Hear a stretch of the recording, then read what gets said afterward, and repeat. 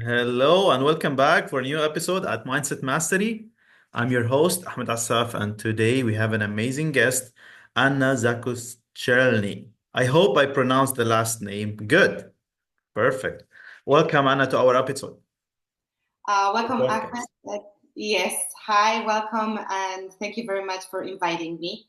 And this is a pleasure to be here and to have that meeting Thank with you. you. So today, with Anna, we'll be diving for an important topic that everyone in this life facing, but most of us we don't know why we're facing it, and which is the anxiety. And today we'll be discussing more about the anxiety and why it's happening and how to deal with that and what are the best techniques to get out of that and to manage anxiety.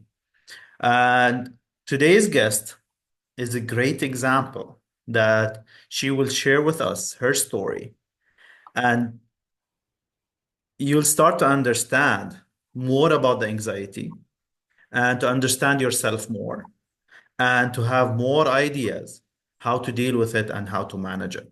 So, to make it short, Anna, first of all, I would love to start sharing your story because you've been spent lots of years in anxiety.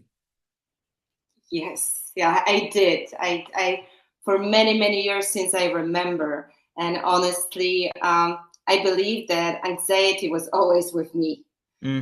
even since I was a kid. And I remember we all have our stories. We all have our, childhood traumas. I had mine as well. So at the beginning, even I got, anxiety very fast. I was already struggling with, some somatic examples of that when it comes to migraines, when it comes to problems with sleeping. I remember when I was like 11 or 12 and I couldn't sleep at all, like for a year. So my mom was giving me special drugs in order to make me sleep. At So when 11. yeah, when I was 11. Oh. So it was, I started very young, my experience with anxiety. And later on, throughout all my life, it was constantly with me. And I was trying to fight it. I was treating it as my enemy. I was trying to quiet it down, to not listen to that inner voice anymore. I was suffering also from somatic diseases. I went through the depression years ago. I also suffered when it comes to sleepless nights again. What happened to me also is that I became a compulsive shopper. So I was like buying, purses, bags, clothes, shoes, and everything in order to compensate the way I was feeling. Mm-hmm. Um, what happened also is at the end of my journey with my enemy, with my anxiety, I started to blame people and to blame the world. I was so hurt with what was going on. So and when I was young, I always loved, since I was a kid, I always loved people, and I always wanted to do something to do, the world just a little bit better, and later on, I found out in a situation when I was working with people, I was responsible for other people because for the last 16 years, I've been working in business. I was working in business with successes. I almost have everything. I had a great personal career. I had, great money, great position, great car, house, everything, travels, holidays, and so on. But inside, I was very, very unhappy and started blaming people. And anxiety throughout all this almost 40 years of my life, it brought me to the condition that I was not listening to myself. I started to sabotage my life. And what happened, I didn't still listen. So my life just stopped me and everything collapsed, Okay. So And here is another question is through your journey, how the definition of anxiety changed? So being like 13 years old, what does anxiety means to you? And being as a teenager or then being in 20s and 30s. So, and even till now, how the definition or the understanding or your level of awareness of being understanding yourself and anxiety change towards I, anxiety? I believe, even though that my dad is psychologist, my mom worked and also in this field, so I had every tools at home. Still, I believe when I was a kid, I didn't even understand the feeling. I didn't even was able to to name it and to Mhm. understand it. And I believe this was what I was missing that time, that I knew that something is wrong. I didn't know what. And what started is I was started to blaming myself, that I'm weak, that I'm not good enough, that I'm doing something wrong. So when I was a kid, all the time I had this feeling that I need to try harder, to be better in everything, in order so this anxiety would go away. This was my understanding of that, and this led me later on to choose this and this path in my life, in order so also I understood it, that if I will do this, anxiety will go away, right?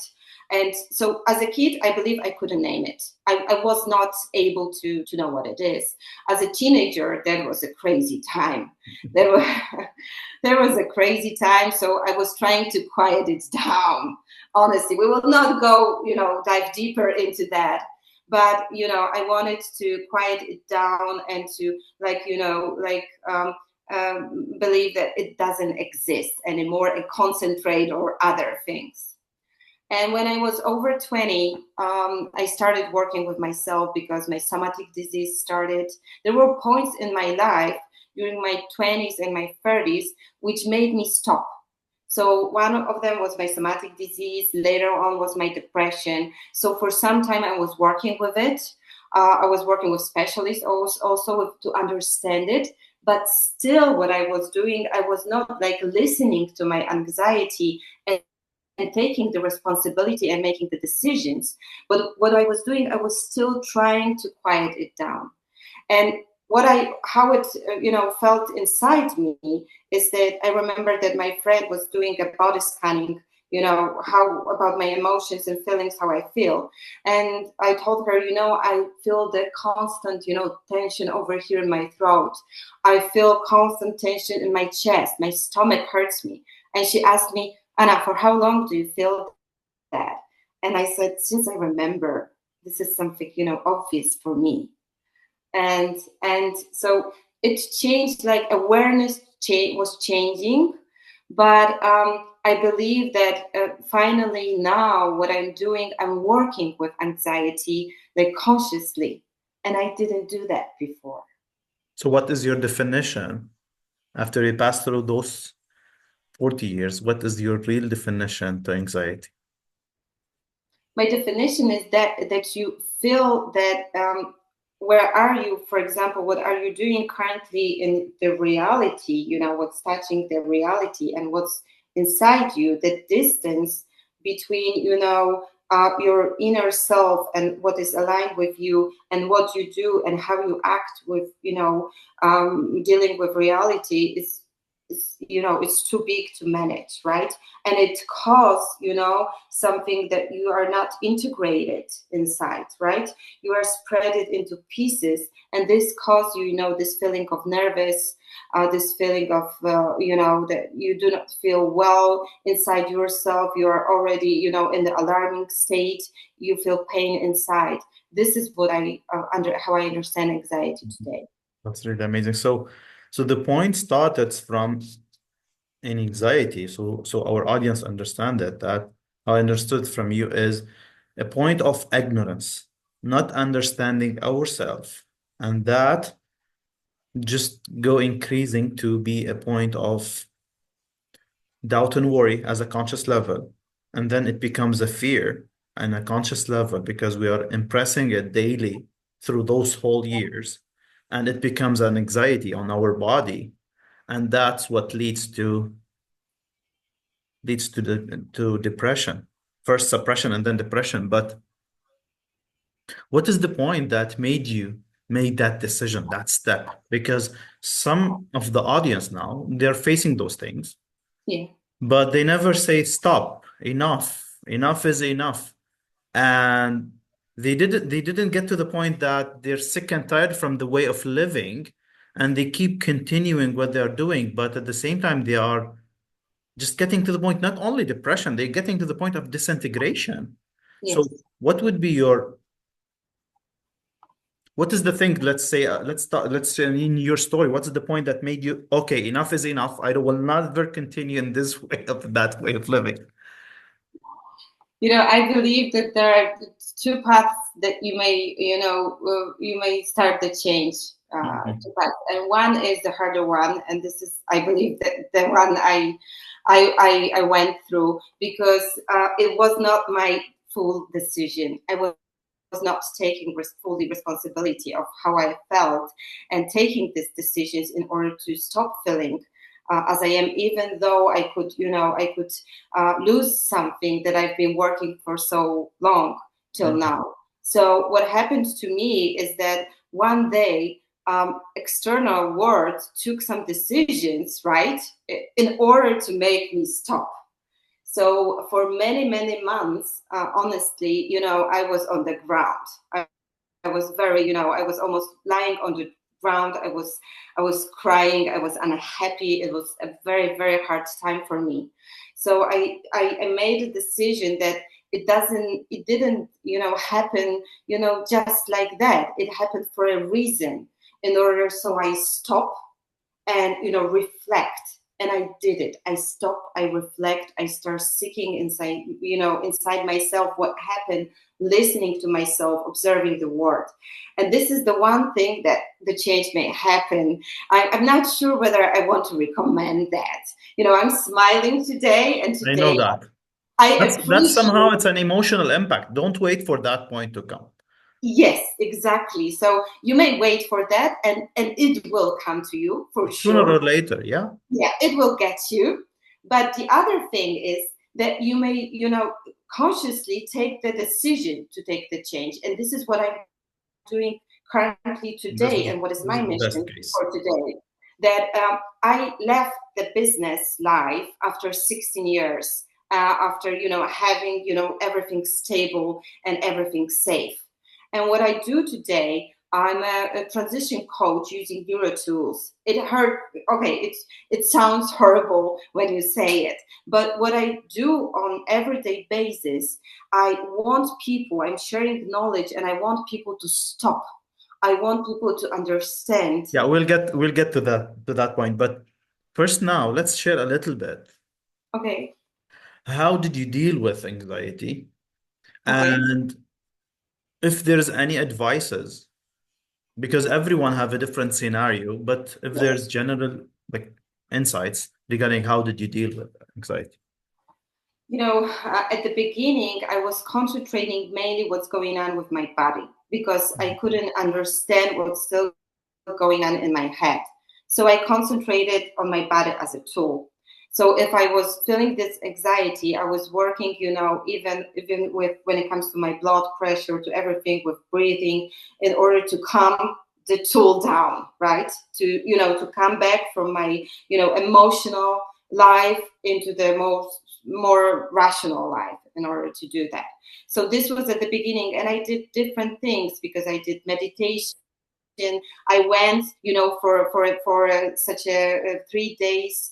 For 3 days, I was closed, in the mountains with people I didn't know at all. I was meditating from 6 a.m. till 10 p.m. Almost constantly, not talking to anyone, no using my phone, no writing, no listening to music, no looking at anybody else, just being with myself, just struggling with that. I started exercising, swimming. I found what I like, walking, reading things that I do. That was at the, first step, what I was doing, dealing with my anxiety. Today, I deal with my anxiety a little bit differently. I still, do sports, meditate, and so on. I still do that because I love that, and it gives me pleasure, and it's great for me. Today, I look at, at the anxiety the different way. Like before, I looked at my life as going to the point A, going to the point B, going to the point C, right? And the points were the most, important. Today, the most important for me is the journey from A to B. So the pleasure of it. So I'm driving my, And car. the experience. Yes, and the experience.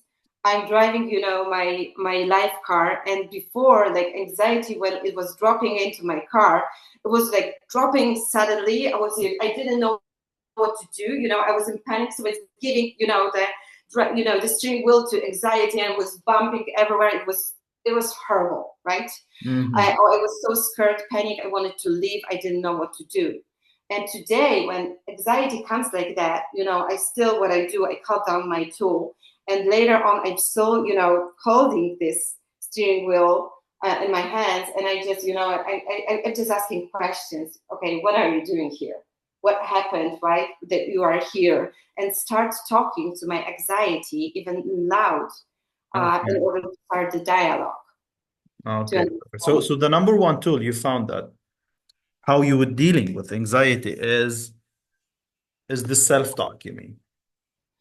It's I believe this is I do not know how it was at your home and so on, but at my home and when I was a kid, nobody taught me how to talk with myself, right? Yeah, even if Always. you were born in a family that it's the perfect family because there's a psychologist in that family. So this should be an added value to that. Yes, but nobody taught me to that. How to be kind to myself, how to listen to myself, how to talk, how to have this inner. For a very long time, I thought that I have my inner dialogue, that I'm the only one who's doing that, Mm. right? That all the time I'm having this discussion, I'm having the fights, the negotiations, I'm blaming myself. And when you start noticing that you start to have this inner dialogue with yourself, but treating yourself as best friend with whom you want, to stop, you want to care, you want to, to give the support to. And if you will not start it, and you will, choose the way of criticizing yourself, and I did it for so many years. I did it. I was blaming myself. I was criticizing myself. I was never enough. It doesn't, do you good. It do you good if you will, if you will tell to yourself, oh, that good job, you did a good job, and nobody, teaches us that. Yes, That's the thing. unfortunately. So that's inner dialogue. I believe that this is one of the most important things. That one, it's mindfulness. And years ago, when mindfulness came, to the floor, I thought, oh, new trend, right? Everybody will be now talking about mindfulness and so on, right? But today, when it got to me that you need to, because one of the quotes that I remember from one of the books is that your thoughts may not be true, or your thoughts are mainly not true, and your thoughts are not you. You're, they're not your identity. And when you catches that, you start to be observer of your own thoughts, and That's you start. that's the main point. Is anxiety is the symptom, is the Yes, symptom of your thoughts. Now, and I would love you to share that. What are your favorite tools for managing anxiety? If you give us like three practical, powerful tools. So now the audience, we defined anxiety, you shared your experience, how you deal with it. But now we need tools, practical tools, how to manage anxiety. And we know now it's the symptom, but we need to solve the root cause of the problem. yes. So one of them that I told you is visualization of anxiety as my body in my car, in my life car. So this is Mhm. one of that I use. And if I only feel that it is driving by me, I'm observing whether I want my anxiety to be sitting by my side. Because sometimes, for example, when you change your habits, when you change something, that uh, your behavior, you need a little bit of anxiety to be present, because there's something new what's going on. So if you accept it, it can be, by your side, right, for some time. So this is one of the tools that I'm treating. And you can give a name even to your anxiety, in order, to become, a messenger that comes to you and gives you information about what's going on and how you react to the outside world. So this visualization and this inner talk, this inner dialogue with my anxiety helps me a lot. This is one of the main tools I use. The second one is using the words why. And the word why is like, it consists like of these three letters that we have. A W, when you talk about W, is like wondering. So you start to, checking what's going on. So you have this time slot only for you. The H is for honesty. So you need to be honest with you, like 100%, even if coming to the point, to the final, observation make you feel ashamed of that. And why is about you, that you need to remember that asking yourself a question, why, is all about you. So what I do in a situation when anxiety catches me that, and when, I calm down my tool, I take a pen, I take, I take a piece of paper, and I just start writing. I write, for example, what I feel, first of all, in order to put it, on the paper. And later on, I put a big, question, why? And the answer of why do I feel that? Why did it come to me? Why, this and this sentence that somebody told me caused me this and this anxiety. And you are going deeper and deeper. This is the second one. And the third one is neurographics. Neurographics, this is a pretty new, because it has only 10 years, the psychological method, graphical method to work with yourself. And how does it work? It's like you're drawing, of course, and everybody can do that, because it's not something, you're drawing, like Picasso or anything else. You're drawing your lines with markers of different colors. So it's pretty easy.